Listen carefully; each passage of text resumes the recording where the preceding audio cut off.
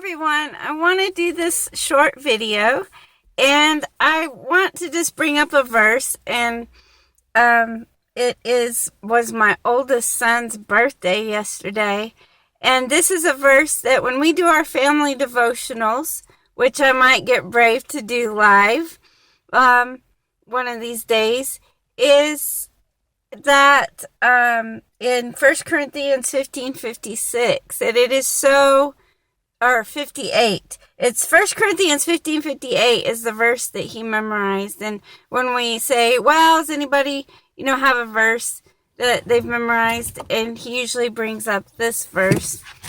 And I'm going to start in verse 56. And it says, "The sting of death is sin, and the power of sin is the law." I wrote it down. "But thanks be to God who gives us the victory through our Lord Jesus Christ." Then 58, which is the verse that my son usually says, because he's memorized it.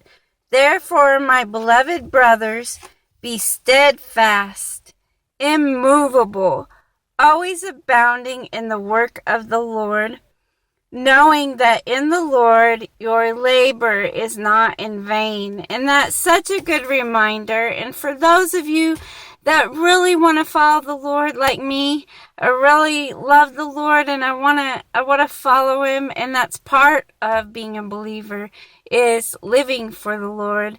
And he really wants to live it out. We want to live it out as a family.